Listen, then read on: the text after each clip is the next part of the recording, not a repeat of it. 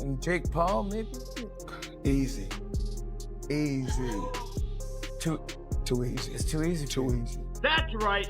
Gervonta Tank Davis versus me, baby. It's not over just because you fighting Jake Paul. Jake Paul ain't no type of demon. It's not like he about to go in there with Godzilla. You about to play around for 8 rounds, 2 minutes with a dickhead. You know what I mean? No disrespect. But, you know, with somebody that think they know how to fight.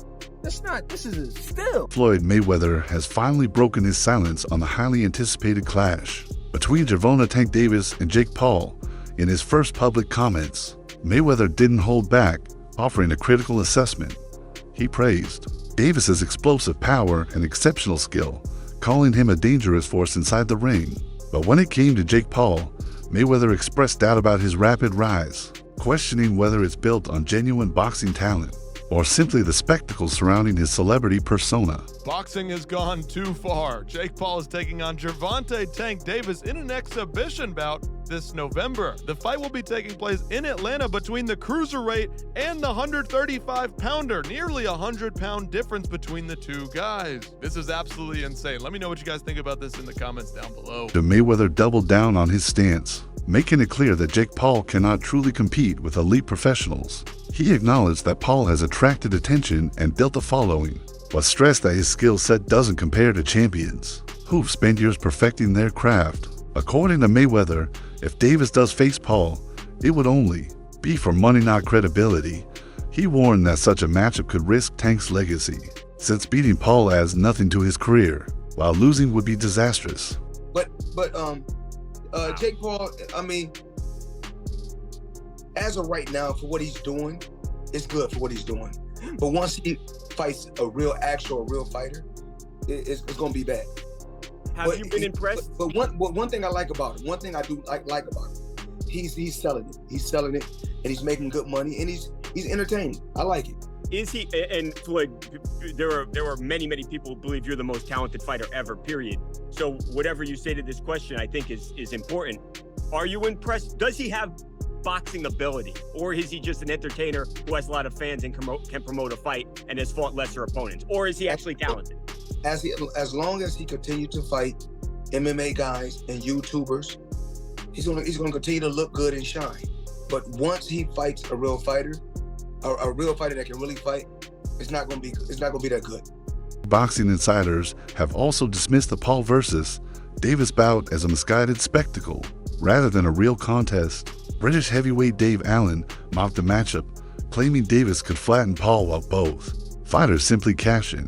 Promoter Eddie Hearn echoed that skepticism, suggesting Davis might be chasing paydays rather than prestige, arguing that he seems half checked out of championship pursuits and more interested in quick financial rewards.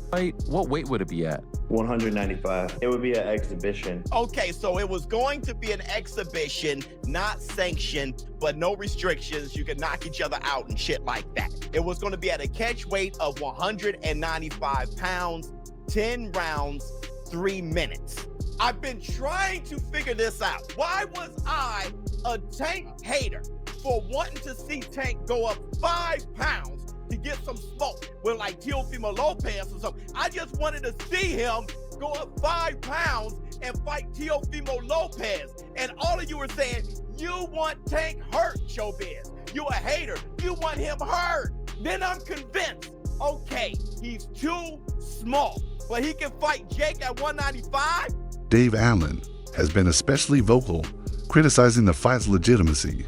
He pointed to the weight disparity, Paul being a natural cruiserweight while Davis is a lightweight, as proof that the contest is more spectacle than sport. Allen warned that such mismatches damage boxing's credibility and take focus away from meaningful fights. Beyond this, he also commented on rising prospect Moses Atama, stressing that testing himself against veterans like Dillian White would be crucial for proving his place at the elite level. This might be happening in an exhibition. Thing with Jake Paul, I think he's a good area title level fighter, and that's a good level. Like, you can be proud of it. Do you know what I mean? Like, it's good. But the Mike Tyson fight I didn't like. The Chavez fight was just farcical because he's 10, 11 years past his best, up 6 weight divisions. but less of a problem because Chavez wasn't in his 50s. Fighting the MMA guys, again, he's fighting people that don't do the same, that they're not even in the same sport. But while they're a bit older, they're still not in the 50s. So all that stuff, I won't really watch any of it. I think I've watched one fight against Tommy Fury, the only professional boxer in and around his prime years, and he got beat. But I think his area title level, I think he works really hard, I think he trains hard, and I don't think he's a bad fighter at all. I don't think he's a good fighter, but he's not a bad fighter. For his experience, he's not bad at all. But Gervonta Davis is a lightweight. So, by all means, if they make a few quid and nobody gets hurt, then great. But I certainly wouldn't be paying a penny to watch it. I think it's just absolutely ridiculous, farcical. Who wants to watch an exhibition? Gervonta Davis is in his prime years. Why is he wasting his time? Why is he having a rematch with the fella he got a draw with? Why is he not fighting? Why is he not going up a weight and fighting Lopez and Garcia's and them fighters? Why is he fighting Jake Paul in an exhibition?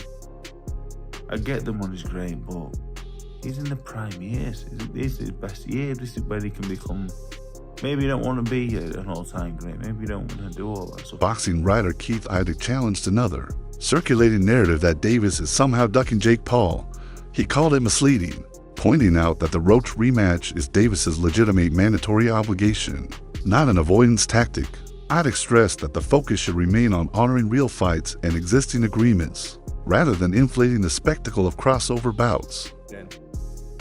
Well, I think as we discuss this, we should use air quotes when we call it a fight, because I don't see how any athletic commission, in this case the Georgia Athletic and Entertainment Commission, could sanction this as a legitimate boxing match. I think it has to be treated as entertainment to some degree, because you can't put someone they're 65 pounds apart in weight for the most part now. If you look at the cruiserweight limit and the lightweight limit, even if Jake Paul somehow got down to, let's just say 180, and I'm not sure that he'd be able to do that at this point because he's fought so high in weight.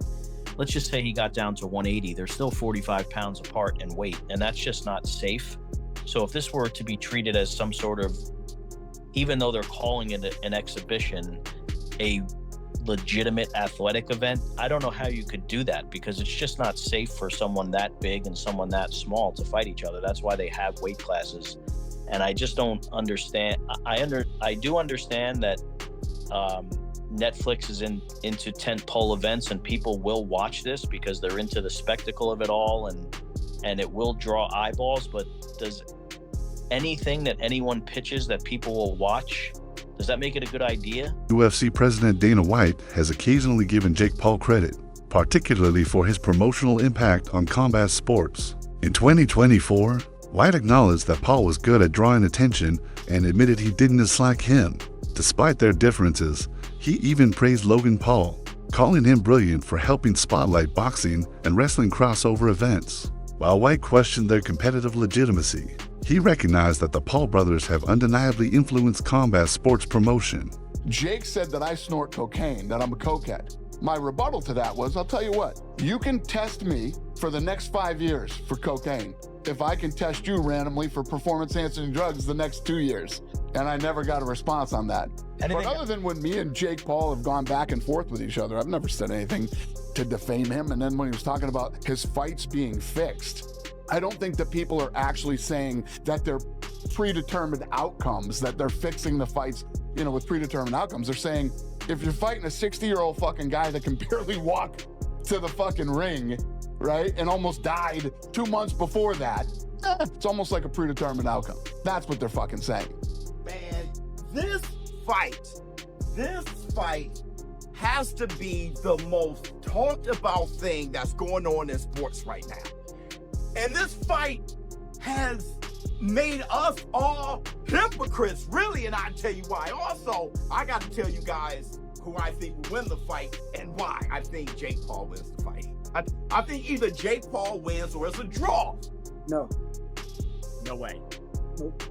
Since it's an exhibition, and we'll talk about that. When you saw at the beginning This fight is just impactful. And as boxing pugilists, many of us, we hate this shit. But as boxing fans, you want real shit, right? You see, Tank Davis versus Jake Paul. But then what you really want is what you're getting out of like Brian Norman Jr. and Devin the American Dream Haney.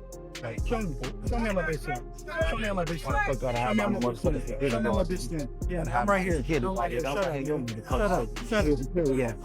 Shut up. Fuck your superior, nigga. We right here. Yeah, we right motherfucker here. Bitch ass motherfucker. You a bitch, nigga. You a bitch. Yeah, all right. You have Gervonta Tank Davis fanboys. I'm talking about huge fans of Tank.